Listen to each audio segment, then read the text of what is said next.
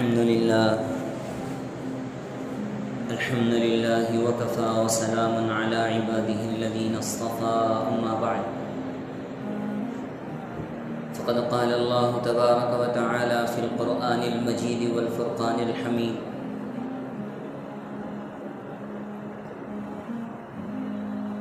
أعوذ بالله من الشيطان الرجيم بسم الله الرحمن الرحيم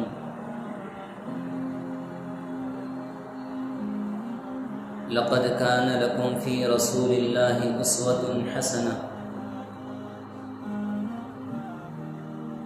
صدق الله العظيم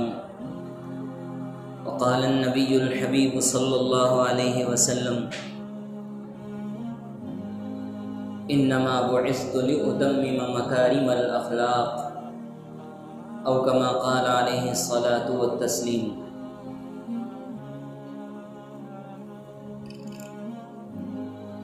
سبحان ربك رب العزة عما يصفون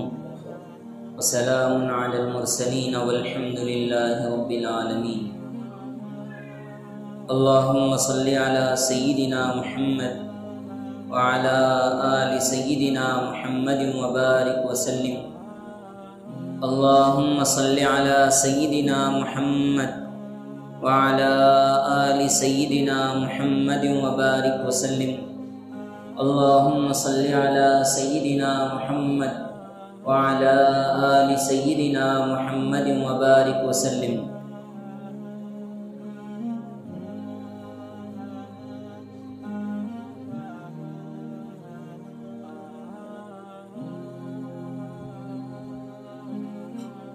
بزرگان محترم،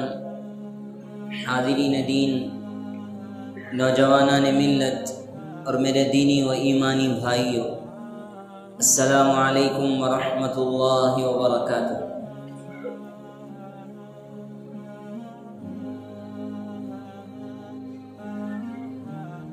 حضور اکرم صلی اللہ علیہ وسلم کی حیات طیبہ اور آپ کی پاکیزہ سیرت سنانے کا تذکرہ چل رہا ہے، اور اس سلسلے میں ہم تقریباً 12 جمعوں سے مستقل آپ صلی اللہ علیہ وسلم کی حیات طیبہ پر گفتگو کر رہے ہیں۔ آپ صلی اللہ علیہ وسلم کی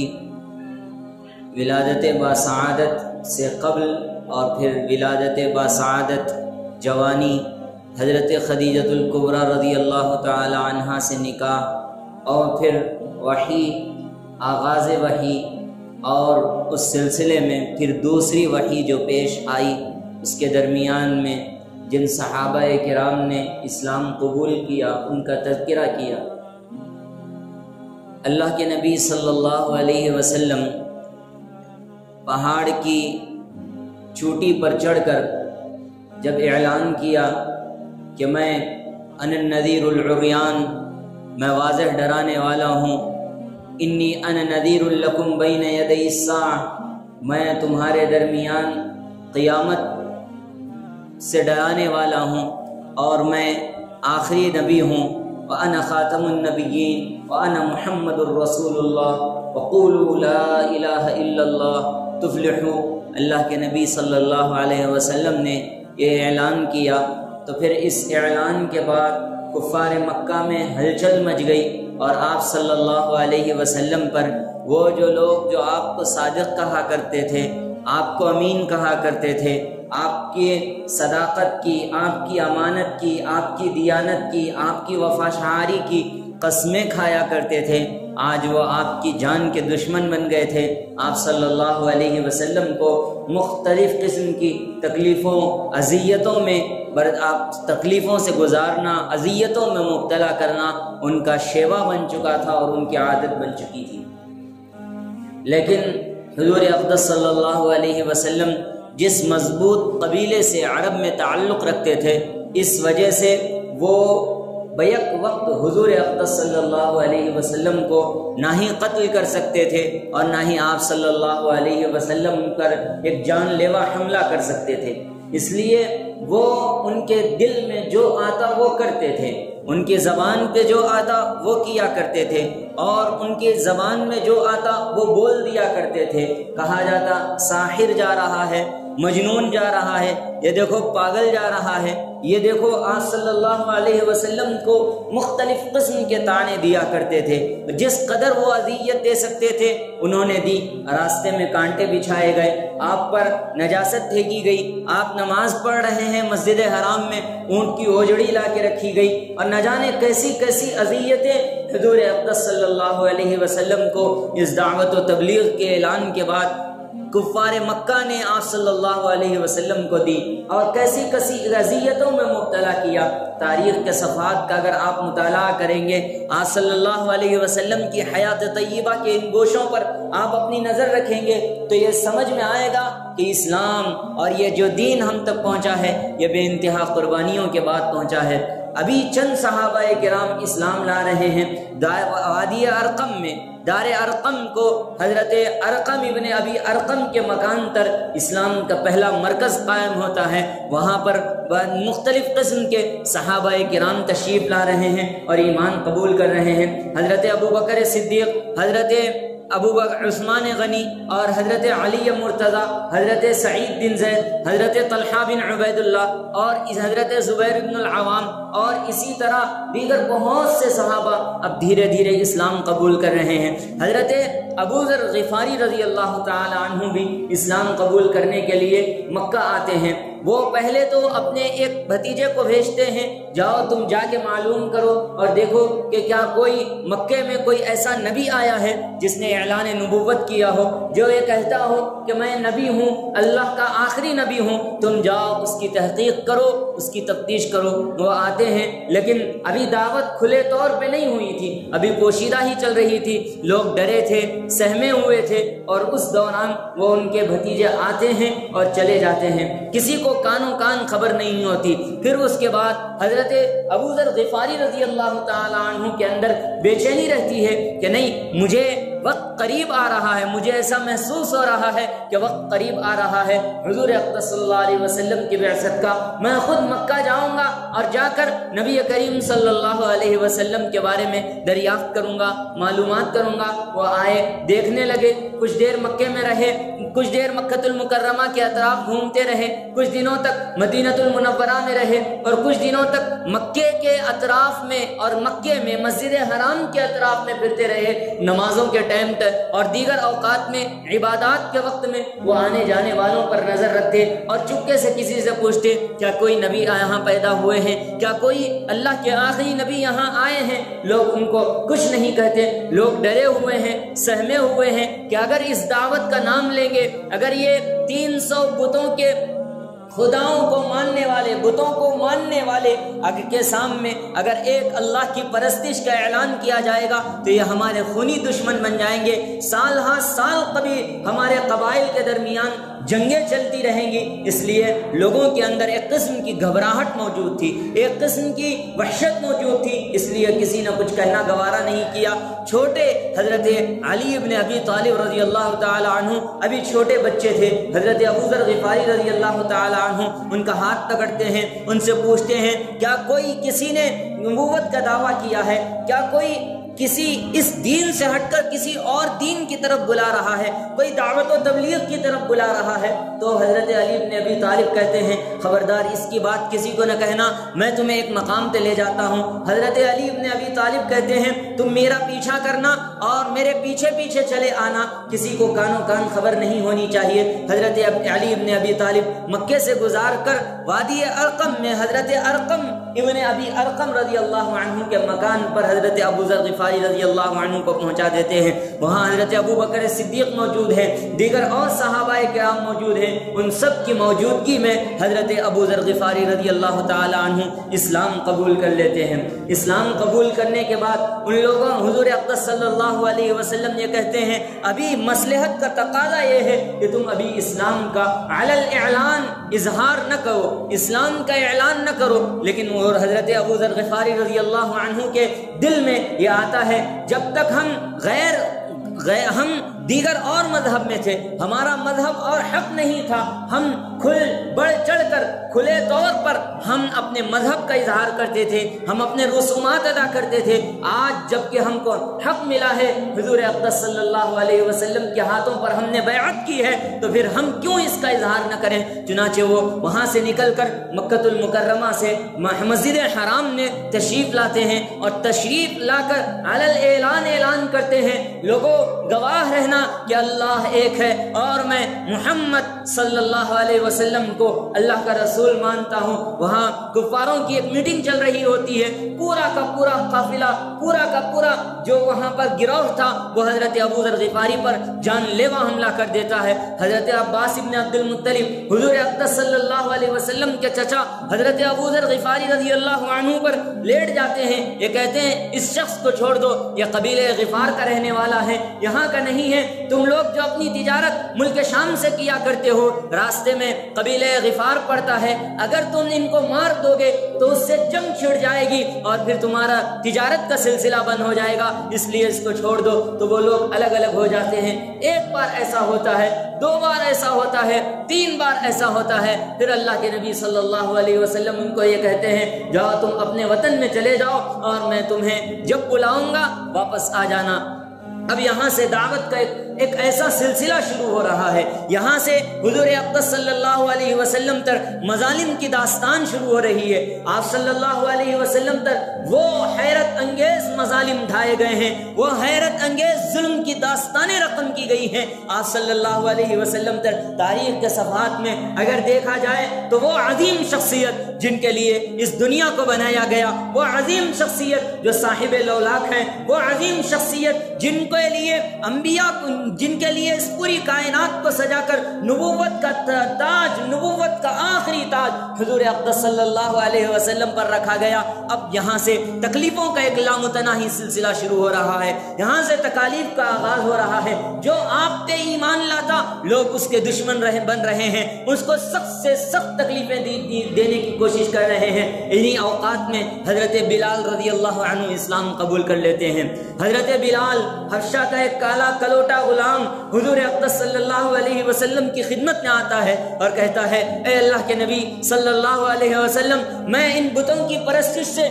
میں بوجھل ہو چکا ہوں، ان بتوں کی پرستش سے میں اب تنگ آ چکا ہوں، میں آپ کے حلقہ اسلام میں آنا چاہتا ہوں، آپ مجھے کلمہ پڑھا لیجئے، اپنے حلقے میں شامل فرما لیجئے۔ اللہ کے نبی صلی اللہ علیہ وسلم جب یہ بات سنتے ہیں حضرت بلال رضی اللہ عنہ کو کلمہ پڑھا دیتے ہیں۔ حضرت بلال رضی اللہ عنہ غلام تھے، ان کا جو ان کا جو مالک تھا، آقا تھا، وہ امیہ ابن خلف تھا، وہ ان کو سخت ترین تکلیفوں سے دوچار کرتا۔ جب اس کو ان کے اعلان کی، جب ان کو اسلام کی خبر ملی اور جب اس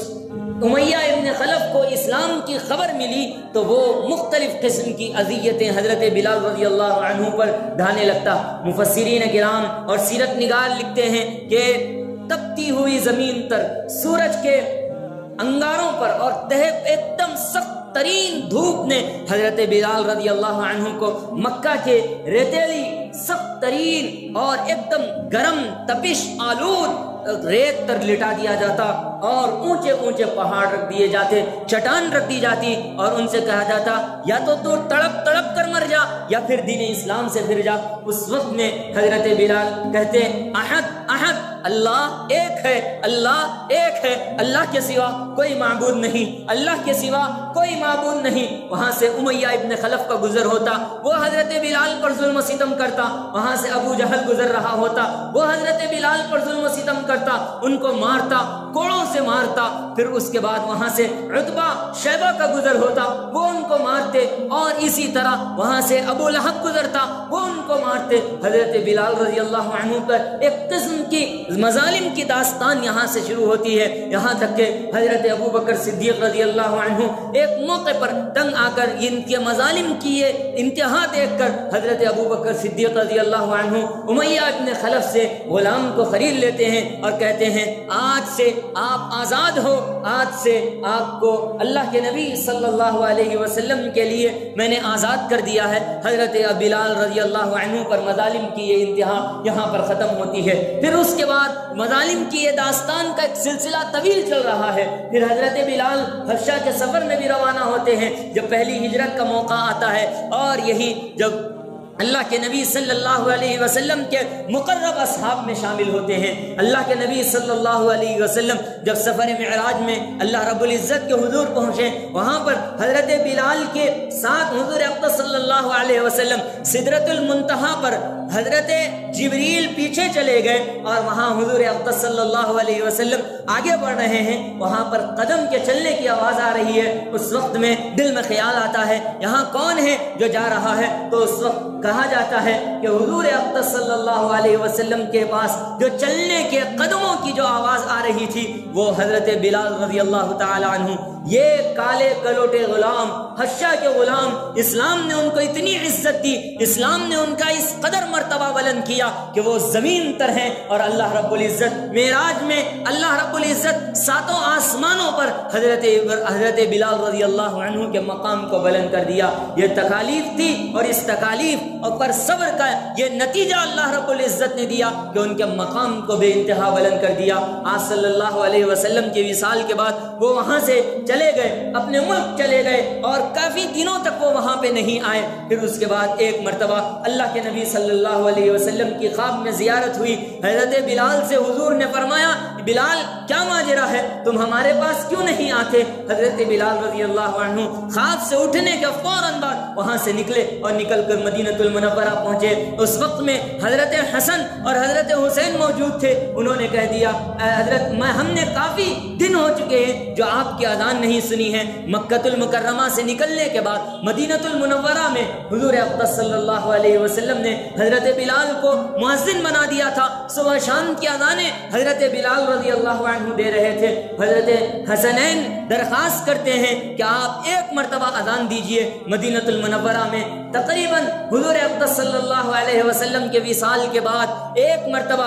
حضرت بلال اذان دیتے ہیں، اللہ اکبر اللہ اکبر اللہ اکبر اللہ اکبر، اشہد ان لا الہ الا اللہ اشہد ان محمد رسول اللہ۔ جب اشہد ان محمد رسول اللہ پہ پہنچتے تھے حضور کی طرف اشارہ کر کے اپنے دلوں کو تسکین پہنچایا کرتے تھے۔ آج جب یہ اشہد ان محمد رسول اللہ کی گواہی دی جا رہی ہے، حضور اقدس صلی اللہ علیہ وسلم کا وصال ہو چکا ہے، چیخیں نکل جاتی ہے، بچے رونے لگتے ہیں، مدینہ المنورہ سے عورتیں باہر آ جانے لگتی ہیں، وا محمدہ یا رسول اللہ۔ حضور اقدس صلی اللہ علیہ وسلم کے نام تک حضرت بلال اذان پوری نہیں کر پاتے، اشہد ان محمد رسول اللہ پہ پہنچتے ہیں، بے ہوش ہو جاتے ہیں۔ پھر اللہ کے نبی صلی اللہ علیہ وسلم کی وہی یاد میں اذان کو مکمل نہیں کر پاتے ہیں۔ پھر وہاں سے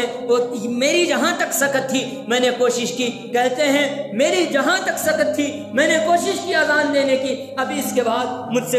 سے اذان نہیں دی جائے گی۔ یہ وہ عظمت بلال ہے، یہ وہ عظمت بلال ہے جو اسلام نے ان کو عطا فرمائی ہے، جو اسلام نے حضرت بلال کے جھولی میں ڈالی ہے۔ اسلام کے نام پر اللہ رب العزت نے ان کی وہ عزتیں، وہ عظمتیں اور وہ رفعتیں بیان کی ہیں جن کا کوئی تصور بھی نہیں کر سکتا۔ یہی حضرت خباب ابن الارت ہیں جن کو تکلیفیں دی جا رہی ہیں، یہی حضرت خباب ابن الارت ہیں جن کو لوہے کے گرم گرم سلاخوں سے ان کے پیٹھ پہ داغا جا رہا ہے، یہی حضرت خباب ابن الارت ہیں جن کو مکہ کی تپتی ہوئی زمین تے لٹایا جا رہا ہے، یہی حضرت خباب ابن الارت ہیں جن سے یہ کہا جا رہا ہے یا تو اسلام لے آؤ یا پھر تڑپ تڑپ کے اس دنیا کو چھوڑ دو۔ حضرت خباب ابن الارت وہ یہ کہتے ہیں اے اللہ کے نبی ہمارے لیے دعا فرمائیے۔ حضور اقدس صلی اللہ علیہ وسلم کے پاس وہ تکلیفوں کے عالم میں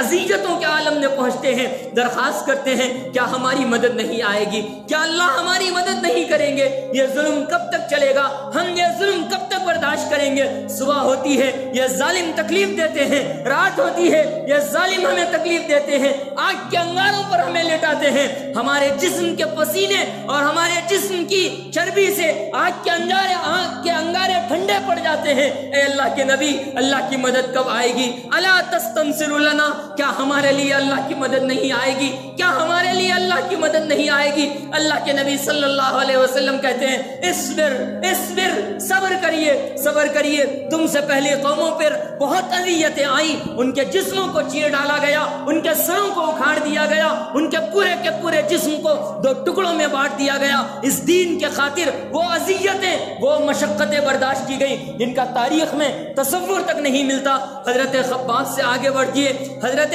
بلال کی تاریخ سے آگے بڑھیے، حضرت عمار اسلام قبول کرتے ہیں، ان کے صاحبزادے حضرت یاسر اسلام قبول کرتے ہیں، ان کا گھرانہ حضرت سمیہ اسلام قبول کرتے ہیں۔ حضرت عمار بن یاسر کو مختلف قسم کی اذیتیں دی جا رہی ہے، حضرت یاسر کو مارا جا رہا ہے، حضرت یاسر کے اوپر تکلیفوں کے انبار لگائے جا رہے ہیں، حضرت یاسر کو کوڑے باندھ کر مکہ کی کوڑوں سے مارا جاتا، ان کے ہاتھوں اور پیروں کو باندھ کر کوڑوں سے مارا جاتا، مکہ کی تپتی ہوئی ریت میں چٹانوں پر ان کو سلا دیا جاتا، ایک دم تپش اور گرمی کا عالم۔ ہماری یہ یہاں کی گرمی ہمیں برداشت نہیں ہوتی، ہم اس کو سہ نہیں سکتے۔ آج سے 1400 سال پہلے عرب کی تپتی ہوئی زمین کا اندازہ کیجئے، ایک منٹ کے لیے تصور کیجئے کہ وہ تپتی ہوئی زمین ہے، وہ سورج اپنے انگارے برسا رہا ہے، اور وہاں کا کیا عالم ہوگا۔ ایسے وقت میں وہاں اسلام کے ماننے والے، اسلام پر سب سے پہلے اسلام قبول کرنے والوں کو تکلیفیں دی جا رہی ہے۔ حضرت عمار سے، حضرت یاسر سے اللہ کے نبی صلی اللہ علیہ وسلم گزر رہے ہیں، آپ صلی اللہ علیہ وسلم دیکھ رہے ہیں کہ حضرت یاسر کے دونوں ہاتھ دونوں پیر بندھے ہوئے ہیں اور وہ ایک چٹان پر سخت دھوپ کے عالم میں رکھ دیے گئے ہیں۔ اللہ کے نبی صلی اللہ علیہ وسلم کی آنکھوں میں آنسو آ جاتے ہیں، وہ کہتے ہیں اصبر اصبر، صبر کیجئے صبر کیجئے صبر کیجئے۔ وہاں سے اللہ کے نبی اپنی آنکھوں میں آنسو لے کر روانہ ہو جاتے ہیں، اور یہاں پر ایک قسم کی سخت تکلیفوں اذیتوں کا مرحلہ گزر رہا ہے۔ پھر اس کے بعد حضرت عمار پر تکلیفوں اور مظالم کی انتہا شروع ہوتی ہے، حضرت یاسر اور اسی طرح حضرت یاسر پر تکلیفوں کی انتہا شروع ہوتی ہے۔ پھر اس کے بعد حضرت سمیہ جو ان کی والدہ ہے، ان کو بھی اسلام لانے پر ابو جہل، ابو لہب، عتبہ، شیبہ، امیہ ابن خلف، یہ جو کفار قریش تھے، یہ جو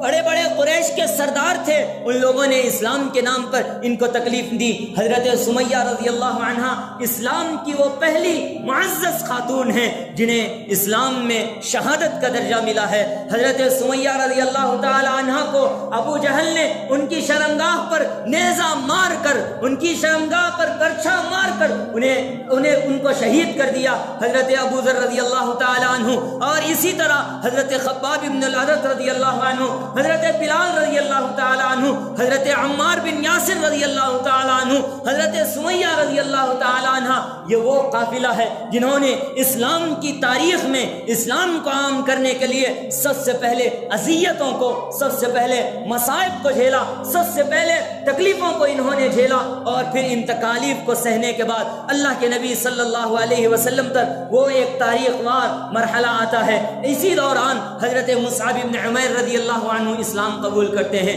حضرت مصعب بن عمیر کون ہیں؟ حضرت مصعب بن عمیر وہ جن کی پوشاک، جن کا پہننے کے لیے کپڑے ملک شام سے منگایا کرتے تھے۔ اللہ کے نبی صلی اللہ علیہ وسلم فرماتے ہیں مصعب بن عمیر سے اچھا لباس پورے مکے میں نے کسی کو نہیں دیکھا، اس سے خوبصورت لباس پورے مکے میں کوئی نہیں پہنتا تھا۔ مصعب بن عمیر جس گلی سے گزرتے تھے اس گلی میں خوشبو بہل جایا کرتی تھی، گھنٹوں وہاں پہ خوشبو رہا کرتی تھی، اس خوشبو سے پہچان لیا کرتے تھے لوگ کہ یہاں سے مصعب بن عمیر گزرا ہے۔ اتنی اعلیٰ قسم کی خوشبو، اتنا اچھا عطر صرف مصعب بن عمیر لگا سکتا ہے، اس کے علاوہ اور کوئی نہیں لگا سکتا۔ اب یہاں پر حضرت مصعب بن عمیر اسلام قبول کر رہے ہیں، اللہ کے نبی صلی اللہ علیہ وسلم کی خدمت اقدس میں آتے ہیں اور کہتے ہیں اے اللہ کے رسول، میں ان بتوں کی اور ان اصنام کی عبادت کرتے ہوئے تنگ آ چکا ہوں، آپ مجھے حلقہ اسلام میں داخل کر لیجئے۔ اللہ کے نبی صلی اللہ علیہ وسلم انہیں کلمہ پڑھاتے ہیں اور کلمہ پڑھا کر اسلام قبول کروا دیتے ہیں اور وہ اسلام قبول کر لیتے ہیں۔ جب اس واقعے کی اطلاع ان کے چچا کو، جو اس وقت ان کا ذمہ دار تھا، اس کو پہنچتی ہے تو کہتی ہے مصعب وہ ان کے چچا کہتے ہیں کہ مصعب ابن عمیر تم اسلام سے باز آ جاؤ، تم اللہ واحد کے نعرے سے باز آ جاؤ، تم اس مجنون اور ساحر کی اتباع سے باز آ جاؤ، تم محمد رسول اللہ کی اتباع سے باز آ جاؤ، ہم تمہیں وہ آسائشیں ہر چیز سے مالا مال کریں گے۔ اب تمہارے پاس جتنے قسم کے کپڑے ہیں، جتنے سارے قسم کے عطر ہیں، وہ سارے کے سارے تمہارے لیے ہوں گے، لیکن اگر تم اسلام نہیں لاؤ گے،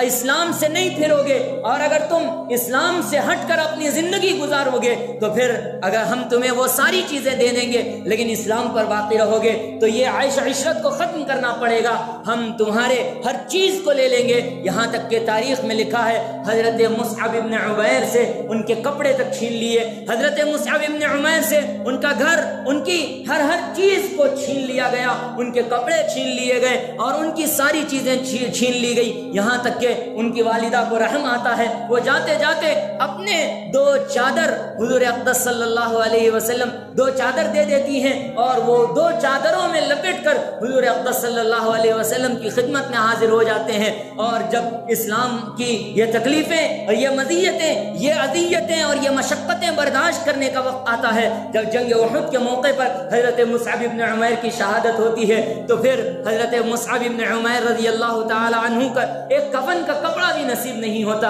حضرت صفیہ جو حضرت حمزہ کے لیے 2 کفن کے کپڑے لائی تھی، ایک میں حضرت مصعب ابن عمیر کو کفن دیا گیا، ایک میں حضرت حمزہ کو کفن دیا گیا۔ حضرت مصعب ابن عمیر کا کفن کا کپڑا بہت چھوٹا پڑ رہا تھا، ایک میں اگر سر کو ڈھانکتے تو پیر رہ جاتے، پیر کو ڈھانکتے تو سر رہ جاتا۔ اللہ کے نبی صلی اللہ علیہ وسلم کی یہ واقعے کو دیکھ کر آنکھوں سے زار و قطار آنسو بہنے لگے کہ کیا وہ وقت تھا۔ مصعب ابن عمیر اس جیسا خوش لباس کوئی نہیں تھا، اس جیسا خوبصورت لباس پہننے والا کوئی نہیں تھا، اسلام کے نام پر آج انہیں کفن کا ایک کپڑا تک میسر نہیں ہے، آج ان کے کفن کا ایک کپڑا تک میسر نہیں ہے، ان کے قدموں پر اس خرنامی گھاس کے پتے ڈالے جا رہے ہیں، گھاس ڈال کر انہیں شہدائے احد میں ان کو دفنایا جا رہا ہے۔ اسلام کی یہ غربت کی اور یہ المناک داستان ہے، یہ جو اسلام ہم تک پہنچا ہے، یہ مظالم کی یہ تاریخ ساز داستانیں رقم کرتے ہوئے ہم تک پہنچا ہے۔ اس اسلام کی قدر کیجئے، اس اسلام کو